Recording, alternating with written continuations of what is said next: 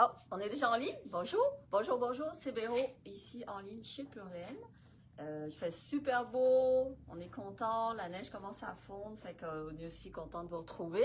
Aujourd'hui, c'est moi qui fais le direct. Julien, il va être en arrière, il va nous aider à répondre à vos questions. Puis Sylvie, elle travaille de chez elle aujourd'hui. Alors, aujourd'hui, on va parler d'un petit projet sur lequel on a travaillé dans les dernières semaines.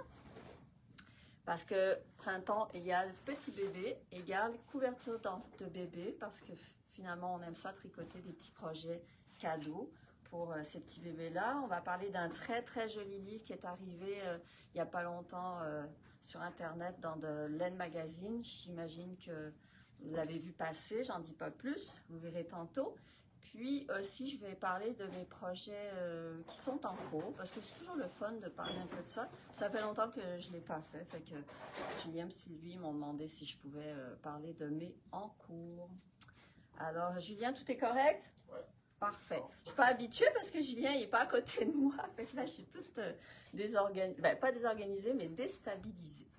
Voilà, fait que je commence par le premier projet. Fait que dans le fond, projet bébé, une petite couverture qu'on avait on avait travaillé sur une couverture chez Purlaine. On a plusieurs couvertures de bébé. On a celle qui est rayée, la couverture rayée. Et puis là, on a décidé de la travailler différemment. C'est-à-dire qu'on a été faire une petite couverture plus simple, mais juste 2 tons, pas de rayures. Donc, on a modifié le patron. Le patron, il sera en vente avec la petite couverture. Donc, on parle d'une couverture, la grandeur, vous voyez, on l'a fait faire. Moi, j'appelle ça la grandeur pour le petit banc d'auto.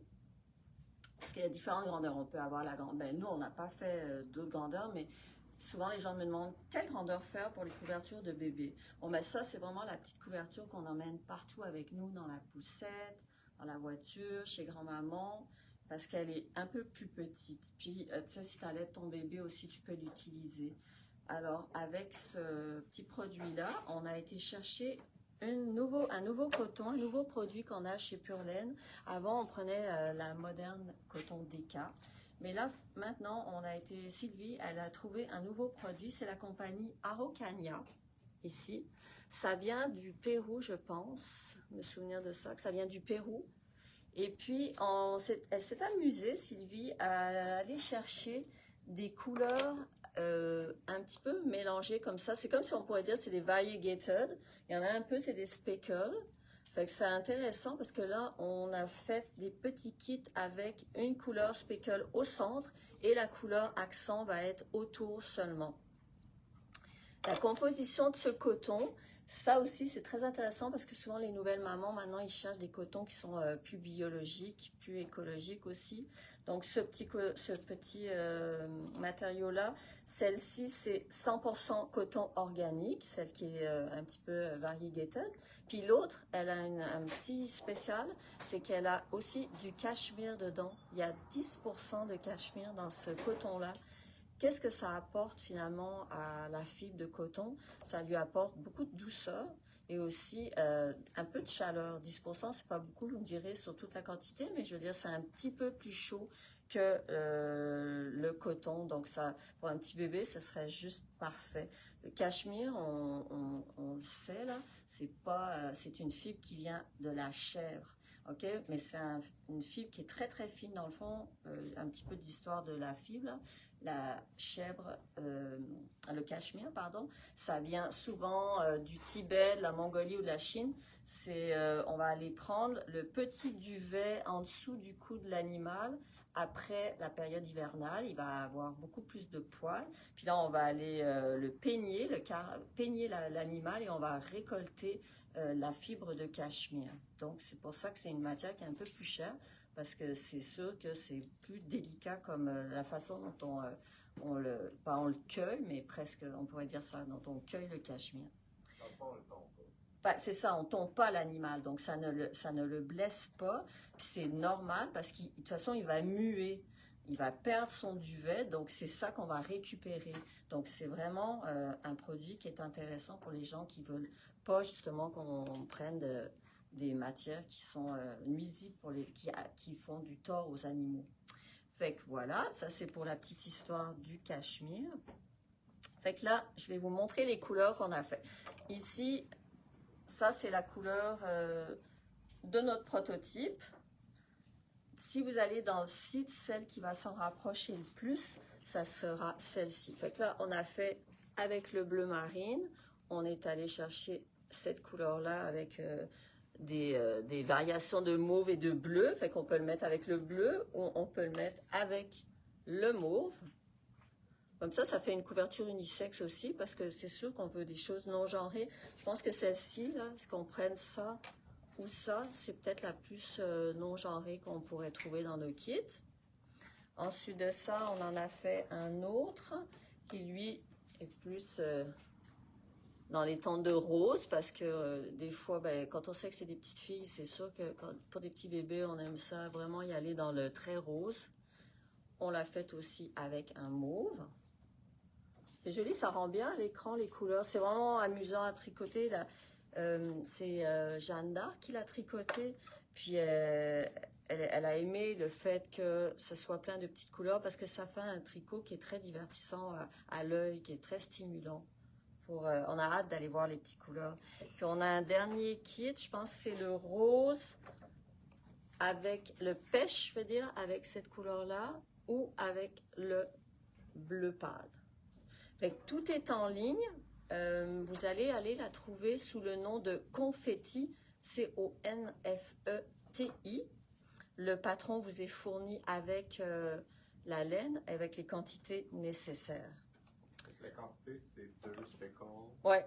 Une, ça explique que c'est de l'intention. Oui, c'est ça. Oui, c'est vrai, tu as un bon point. Donc, 2 balles comme ça avec une balle pour faire la bordure.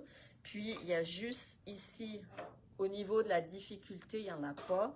C'est simplement que la bordure ici, va falloir faire ce qu'on appelle de l'intertia. L'intertia, c'est un bien grand mot pour dire simplement qu'on lâche la couleur ici et on prend notre autre couleur et après, à au rang suivant, on vient croiser nos fils et on continue avec l'autre couleur. C'est ça de l'intertia, c'est pas plus compliqué que ça. Si vous allez sur YouTube, vous pouvez aller regarder des petites vidéos. Puis je pense dans le patron, c'est expliqué hein, aussi, Julien? Je pense qu'il y a un lien, je me trompe. Oui, il y a un lien qui vous indique où aller regarder pour ça. Avec un très beau petit projet, cadeau de naissance pour les petits bébés de printemps. On adore tricoter ça.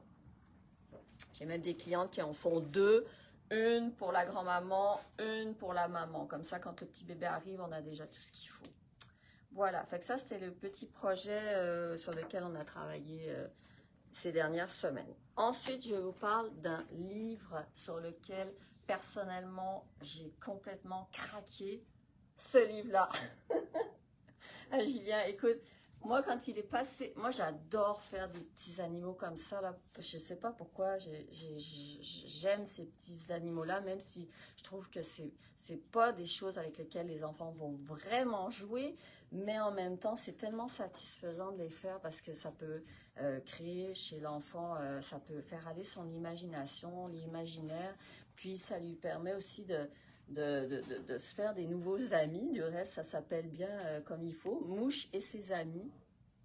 C'est un livre qui a été publié par Len Magazine. La designer, c'est Cynthia Vallès. C'est une fille qui vit en France. Puis d'après ce que j'ai regardé, elle fait que des petits animaux comme ça.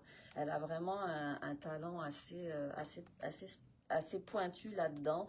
Elle est vraiment spécialiste dans ces petites réalisations au tricot. Puis là, le feuilleté, là, c'est tellement mignon, là, c'est trop adorable.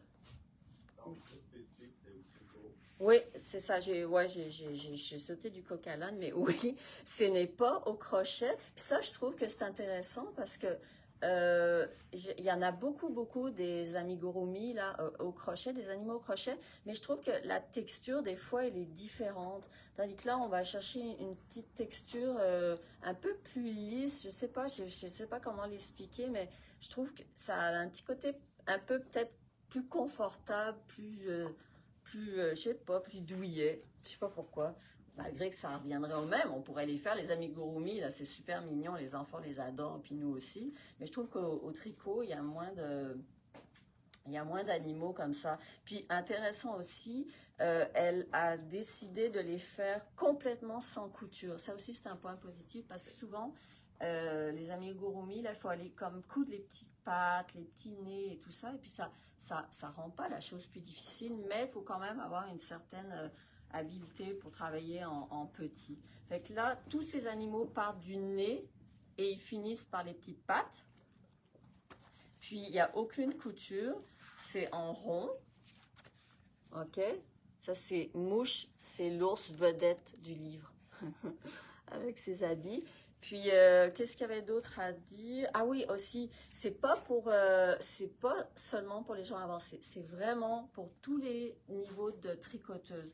Parce que dedans, elle a inclus énormément de techniques. Vous voyez, ici, elle explique tout, là, les techniques. Puis, il y a même des leçons. Vous avez la tricoter les tenues, puis il y a la leçon 1, 2, 3, 4, 5. Fait qu'on peut vraiment suivre le rythme de la confection en regardant toutes les techniques qu'elle a. Par exemple, regardez. Je ne sais pas si vous voyez bien, là. On voit les techniques, justement, pour faire... c'est souvent à 2 aiguilles aussi, mais on peut le faire en Magic Loop. Mais vous voyez, elle place même les marqueurs, les couleurs, donc c'est très, très, très, très bien expliqué. Donc, c'est pas seulement pour les avancés, c'est vraiment débutant, intermédiaire, avancé, il n'y a aucun problème. Elle montre même à la fin comment finaliser vos petits objets. Regardez, ça c'est le petit orang-outan là. Elle vient le coiffer pour donner la petite texture poilue de l'animal. C'est vraiment, vraiment...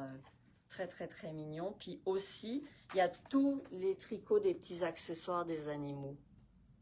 C'est craquant. Voilà. Ça, ce livre-là, là, des heures de plaisir. Ça pourrait être mon livre de chevet. J'ai vraiment des lectures intéressantes. Des animaux à tricoter avec amour et sans couture. Qu'est-ce qu'il y a, Julien? Ouais, là, je ne le trouve pas sur le site. De quoi? Pas l'affiche. On ne trouve pas l'affiche. Mais appelez-nous. Il OK. est 48 80. J'en ai vérifié. C'est 48,95. Ouais, OK. Il n'est pas sur le site. On en a seulement 5 en français, je pense, et 5 en anglais. Ça aussi, c'est bien. Il est tout en français. On l'a en anglais. 48,95. Si jamais vous en voulez un, il faudra appeler à la boutique puis dire, ben moi, je veux les livres. On va essayer de voir. Là, je ne sais pas pourquoi. Je pensais que c'est lui, mais est-ce que l'affiche était là? Ah, OK, non, elle n'est pas là. Mais c'est pas grave, on l'a quand même. C'est sa sortie aujourd'hui. Puis je sais qu'il y a beaucoup de gens qui étaient en attente pour ce petit livre-là. OK? Fait que ça, c'est les livres Mouche et ses amis. Puis en anglais, c'est Mouche and Friends. L'autre chose, si jamais vous voulez avoir de la bourre, on en a. Ah oui? Pas sur notre site, donc une livre. On peut vendre une livre pour 5-6 $ environ. C'est pas très cher, ouais. Fait que, si vous voulez de la bourre, pas besoin d'aller dans une autre boutique. Là, on est capable de vous en fournir. On peut même la commander. Aussi, vous appelez nous. Oui, c'est ça. Il faut appeler à la boutique pour avoir la bourre. Merci, Julien. Voilà, fait que ça, c'était pour la petite partie, les projets, les nouvelles choses qui étaient en boutique. Fait que là, maintenant, je vais vous parler de mes projets en cours. Puis, je vais vous dire le nom de mon chandail parce que ça se peut que des gens le demandent. Là, c'est le Signal Hill de Jennifer Beal. Ça, c'est fait, je l'ai dit. Fait que, en ce moment, j'ai plusieurs projets en cours. J'ai eu un gros hiver avec le calendrier de l'Avent où j'ai tricoté quand même assez intensément le châle, le grand châle du calendrier, le Ryu. Donc après ça, j'ai pris une petite pause. Et puis là, j'avais un cadeau à faire. Donc j'ai tricoté le Botanical Shawl. Vous le connaissez sûrement, vous l'avez vu plusieurs fois. C'est un châle de Stephen West qui est vraiment intéressant à faire et qui est très joli. La seule chose, c'est que je vais vous montrer une photo. Ben, je vous montrerai peut-être pas une photo, je ne l'ai pas, mais je ne l'ai plus parce que je l'ai offert. Puis, je l'avais fait avec une balle de Zauberball et une balle, excusez-moi, de Simone. OK, ça, c'était notre kit original. C'est très joli, c'est vraiment un beau châle. Julien aussi l'a déjà montré. Puis, étant donné sa popularité, mais le fait que nous, on n'a plus cette balle-là, on a décidé dans les prochaines semaines d'en refaire un kit. Donc là, on travaille avec des nouvelles bases. Fait qu'on va aller chercher la Rainbow Beach, qui est une laine qui s'apparente un petit peu à la Spin Cycle, mais avec un prix beaucoup plus raisonnable finalement, mais qui donne à peu près le même look. Puis, on va aller la marier avec la Humble. Et dans ces deux gammes de laine-là, on a des très, très, très belles couleurs. Puis, je pense que ça va faire du bien un petit peu pour le printemps d'aller chercher des couleurs un peu plus acidulées. Vous voyez, regardez, j'en ai pris juste deux sur le display. Puis, on s'est amusé, puis on a fait ça, puis on a fait, oh, ça, c'est vraiment joli. Avec le framboise aussi. Puis, je pense que dans cette gamme de produits-là, je crois qu'on a au moins 10 couleurs disponibles. Fait que, et la Humble aussi, il y a énormément de choix. Donc, on va préparer des kits. Ça, c'est les projets qui s'en viennent. On est en train de travailler là-dessus et de le faire tricoter. Donc, ça, pour l'instant, j'en ai pas en ligne. Mais si jamais ça vous intéresse, vous pouvez toujours appeler. Puis, vous dites, je veux faire le nouveau Botanical. Puis, on va... C'est ça, c'est 2 balles de chaque. OK, donc pour faire la très grande version. Oui, effectivement, parce que... Ouais, c'est ça. On n'a pas... C'est l'autre version, parce que dans la version Botanical qu'on avait fait avant, on pouvait prendre juste une balle de Simone avec une balle de Zauberball, puis on faisait une petite version. Mais là, il n'y en aura pas. Il y aura juste la grande version, donc 2 balles de chacune des 2 couleurs. OK, donc ça, c'est pour le Botanical. Si jamais, Julien, tu as le temps, tu peux me trouver la photo sur un cellulaire, parce que moi, si je commence à chercher ça, ça va être long. Voilà. Donc ça, c'était pour mon projet terminé. Vous me direz, c'est pas beaucoup, mais c'est un projet qui est quand même assez long à tricoter. Fait que là, je l'ai fini. Donc après ça, je me suis lancée dans beaucoup de projets en même temps, parce que ça, c'est quelque chose aussi qui m'arrive. Quand j'arrête de tricoter après ça, là, j'ai tellement d'idées là que, oups, là, je m'emballe. Alors, j'ai commencé pour me satisfaire intensément. J'ai tricoté des longs tubes. Ah, merci Julien, t'es gentil. Ah voilà, ça c'était le Botanical dont je vous parlais. OK, donc de Stephen West. Voilà. Bon, fait que là, je reviens à mes projets en cours. Fait que pour me satisfaire, parce que là, ça faisait longtemps que je n'avais pas tricoté, j'ai tricoté un long tube. Vous me direz, Véro, qu'est-ce que tu fais avec des longs tubes? Ben, justement, je me fais des bas. Parce que ici, il y a un running gag. Ils savent tous que moi, des bas, c'est pas ma force. Fait que là, j'essaye de m'améliorer. Donc, j'ai commencé par tricoter tout ça. Donc, j'ai fait la balle au complet parce que j'étais un peu compulsive. Fait que là, j'ai tout tricoté au complet, la balle au complet. Puis ensuite de ça, je veux faire, en fait, mon idée, c'est d'aller faire des bas après coup. Qu'est-ce que c'est que les bas après coup? C'est comme le nom l'indique, c'est-à-dire qu'on fait un tuyau de nombre de mailles qui nous plaît. Là, moi, j'ai mis 60 mailles. Puis après ça, on va aller les couper en 2. Puis ensuite, après, on va couper, puis on va faire le talon, la bande du haut, puis le bout de pied. Donc ça, c'est quelque chose qui m'intéresse beaucoup. Je l'ai déjà fait, mais là, j'avais envie de le refaire. Vous voyez, ça, c'en est. Ça, c'est des bas que j'ai fait aussi. Puis ça, c'est le talon après coup, et puis avec le point de pied aussi. Donc, j'en avais déjà fait. Mais j'avais envie de refaire l'expérience parce que j'aime bien l'idée que toute cette section-là se fasse en même temps, puis après, je coupe, puis je fais le petit talon. Ça a un avantage de faire les talons après coup. C'est-à-dire que si vous usez votre partie talon, vous pouvez toujours la détricoter et refaire votre talon après.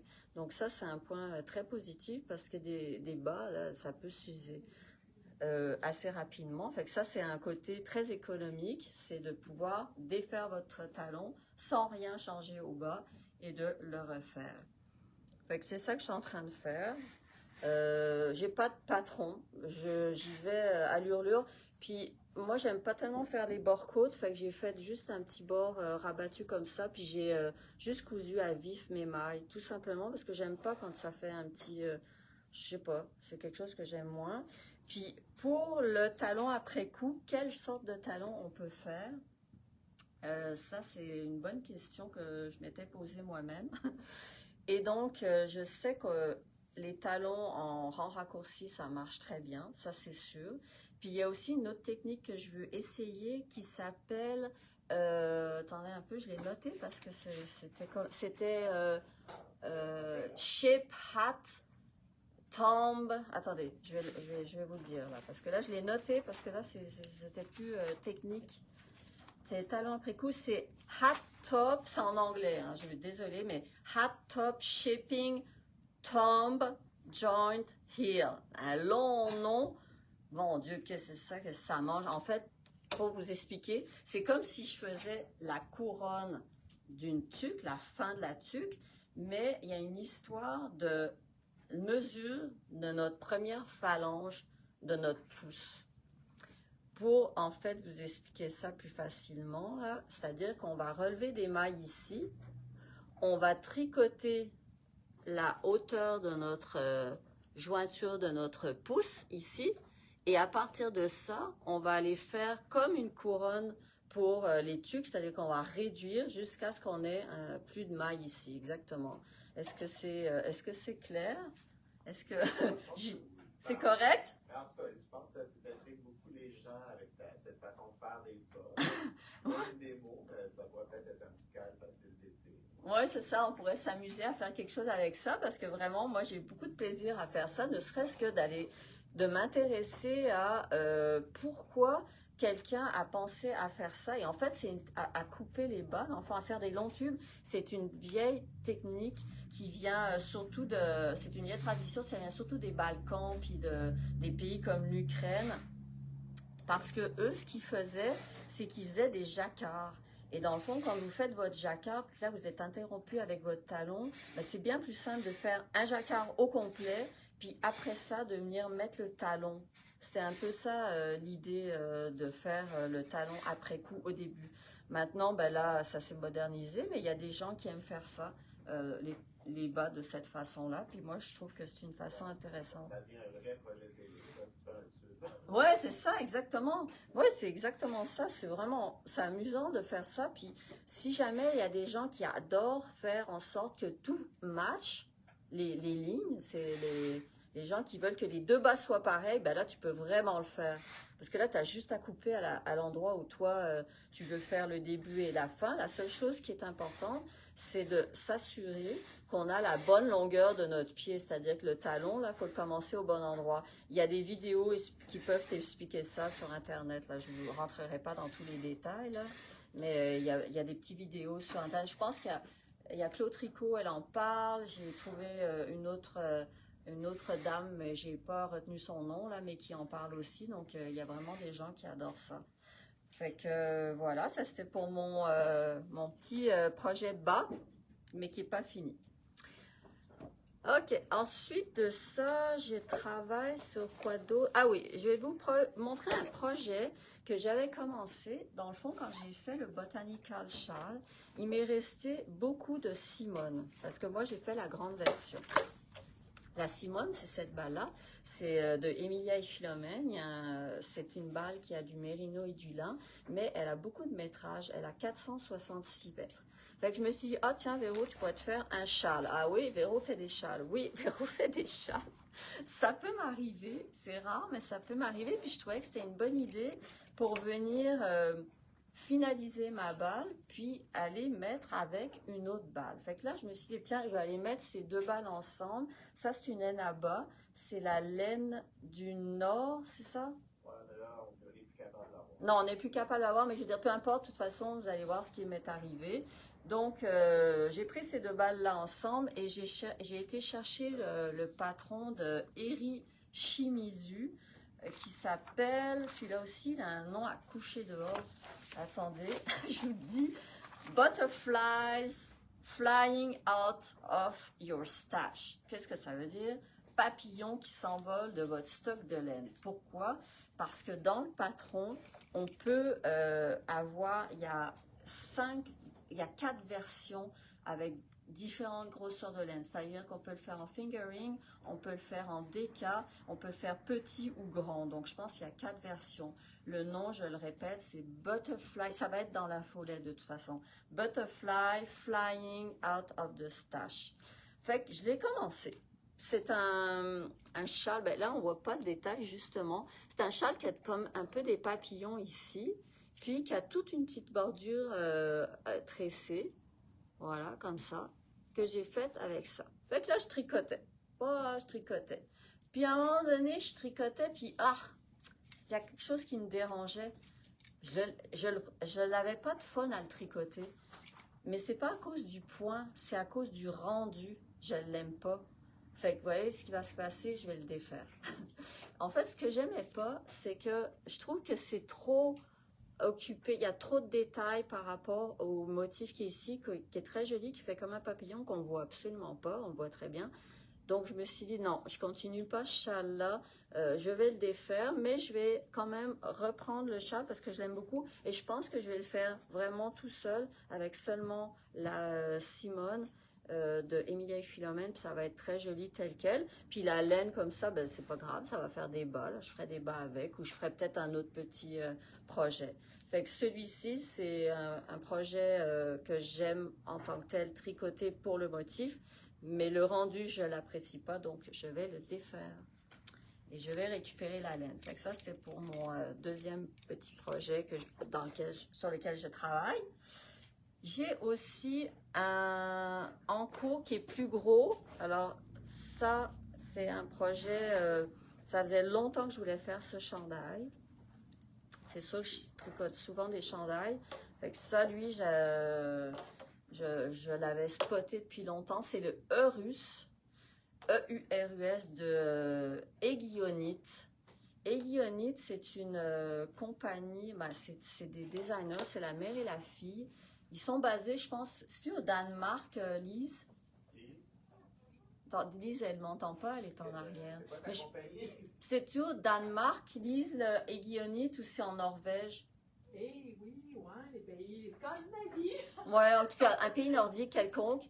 Puis, elles sont sur Ravelry, mais pour acheter les patrons, il faut aller vraiment sur leur site à eux, qui se trouve à être aiguillonite.com. Comment ça s'écrit? Ça a une drôle d'écriture, c'est A-E-G-Y-O-K-N-I-T. Pourquoi? Parce que eux, ils sont des férus de la Corée du Sud et ils adorent tout ce qui est coréen et donc ils ont pris un nom qui est Aegyo qui veut dire cute en coréen et que ça a rapport avec une mode qui est là-bas. Fait que toujours est-il que ce chandail-là, c'est le Eurus. Alors, il y a énormément de câbles, il est excessivement le fun à faire et il reste quand même assez simple parce qu'une fois qu'on a compris la façon dont les câbles sont faites, parce que les répétitions des torsades se font à tous les 2 rangs et à tous les 4 rangs, donc c'est assez mathématique et c'est très amusant parce qu'on commence par la manche. Vous voyez, j'ai commencé par la manche et ici après on sépare et on va bien faire le devant et le dos ensemble. Donc là, je suis presque rendue presque à la moitié là dans le fond de mon projet. Ça va assez vite. Puis après, il y a des côtes qui sont reprises ici en bas. J'ai pris une laine à la boutique que j'aime beaucoup qui s'appelle la Idem. Je vais aller chercher une balle. Je reviens. Je suis de retour. Ça, c'est la laine que j'ai utilisée pour faire ça. C'est du hareng. C'est une laine que j'aime bien parce qu'elle est un peu crunchy. C'est un BFL, 100% BFL. Elle reste quand même assez douce. Mais ce que j'aime surtout, c'est qu'elle est légère. Puis, il n'y a aucun superwash dedans. Donc, ça, c'est quelque chose que moi, je vais rechercher. Vous avez 165 mètres là-dedans. Oui, ça prend quand même pas mal de balles. J'ai estimé, pour ce projet-là, ben, j'ai fait la grandeur 1, la première grandeur. J'en devrais peut-être en prendre 7. Je ne suis pas sûre, mais à date, c'est là-dessus que ça s'enligne. Fait que ça, c'est le chandail Eurus de Aiguillonite. On peut quand même aller le voir sur Ravelry, mais on ne peut pas l'acheter sur Ravelry. Mais on peut voir le projet sur Ravelry. Fait que ça, c'était pour ça. Puis, je travaille aussi sur un autre petit projet. Oui, je sais, j'ai beaucoup de petits trucs en cours. Là, je vous sors des petits échantillons. Là, je vous montre. Vous savez, moi, j'aime faire des échantillons. Puis, en plus de ça, je les laisse attacher les uns les autres. OK? Parce que j'en pars tout de suite un autre. Et ça, c'est au crochet. Oui, des fois, je vais crocheter. Je ne suis pas la pro du crochet, mais j'aime bien innover puis faire des petites découvertes. Fait que là, je me suis amusée à faire ça. Ce projet-là, il s'appelle le Ogawa. Ogawa, oui. O-G-A-W-A. Ça va être dans l'infolette de Junko Okamoto. C'est une designer que j'aime bien aussi. On avait fait ici en boutique le Astrid, que j'ai pas. Je sais pas, quelqu'un peut me l'amener? S'il vous plaît, Lise, le Astrid. On avait fait le Astrid. On a aussi, moi j'ai tricoté 2 autres modèles de cette designer-là. C'est très bien expliqué. La seule chose, c'est qu'il n'y a pas beaucoup de choix de grandeur. Avant, mais maintenant, elle a modifié sa façon de travailler. Avant, il y avait comme une grandeur universelle. Mais par contre, pour ce petit projet-là, qui s'appelle le Ogawa, c'est un chandail, on peut l'avoir de 1 à 10. Il y a 10 grandeurs, ce qui est quand même énorme. Là. Il peut faire à beaucoup de monde. Ça, c'était ça. Vous vous en souvenez peut-être, on avait déjà montré le Astrid de Junko Okamoto. C'est un très joli chandail qui est fait aussi avec de la simone.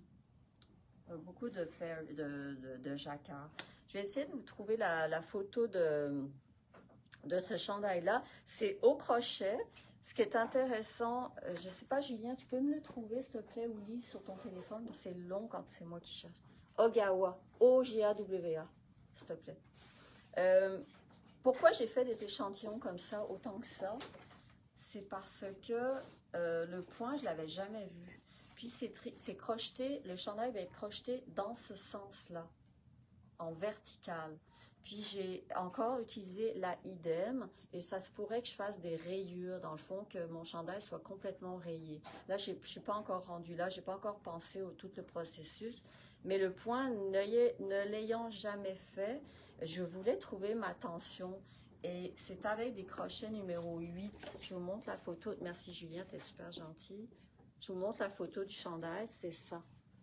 Fait que, au début même, j'avais même pas remarqué que c'était au crochet. C'est en lisant le patron que j'ai vu que c'était au crochet. J'ai fait, ah, c'est intéressant parce que je trouve que les chandails au crochet, il n'y en a pas tant.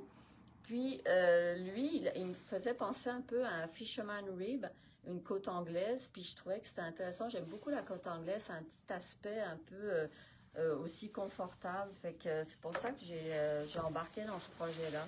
Fait qu'après avoir fait mes échantillons, j'arrivais pas à trouver ma tension. Finalement, j'ai regardé sur Internet des vidéos et j'ai vu comment les filles tenaient leurs fils et leurs crochets. Et là, j'ai réussi à faire mon vrai échantillon. Donc, ça va être celui-ci. Puis, j'ai aussi travaillé, c'est pour vous montrer comment je travaille, j'ai aussi travaillé les diminutions pour voir qu'est-ce que ça allait donner, le rendu final, pour comprendre. Fait que, vous voyez, avant de faire un projet, là, j'ai tout un petit processus pré-tricot pour finalement arriver à un résultat final là, qui va me plaire. Fait que ça, c'est mon autre petit projet. Puis, j'en ai deux. J'ai 2 projets qui sont des projets secrets. Pourquoi ils sont secrets? Ben, souvent, c'est souvent des test kits. Là, les gens, quand ils demandent pour faire des test kits, comme Jennifer, elle va me le demander. Des fois, elle va me dire, est-ce que tu es intéressé? Elle va faire un appel à tous. Puis, si on est intéressé, elle va dire, ben là, j'aimerais que ça reste secret. Pour plusieurs raisons. Ça peut être parce qu'elle travaille pour une boutique ou parce que, je ne sais pas, ça peut être plein de raisons. Donc là, j'ai 2 projets qui sont secrets. Comme par exemple, quand j'ai fait le Ryu, moi, je l'ai tricoté très longtemps à l'avance. Je pense que c'était carrément au mois de septembre ou même peut-être août. Et puis là, ben, il ne fallait pas en parler, il ne faut pas poster de photos, il ne faut pas divulguer rien parce que c'est ça les secrets. Puis moi, je suis bonne pour garder des secrets. Fait que ça tombe bien. Fait que voilà, c'est 2 projets que j'ai en cours, donc qui vont être quand même des projets. Est-ce que je peux dire ce que c'est? Je réfléchis si je peux dire. Non, je dirais rien. Tout d'un coup, j'en dis trop. J'en ai un aussi pour la boutique qui est secret. Ça, je peux le dire. Fait que voilà, ça c'était mes projets en cours. Fait que sur ça, Julien, tout est correct? Oui. Tout est correct. Fait que voilà, j'ai terminé. Fait que je vous souhaite une très belle journée, une belle fin de semaine. Et puis, ben, on se revoit bientôt peut-être à la boutique. Voilà. Ciao! Bravo, ben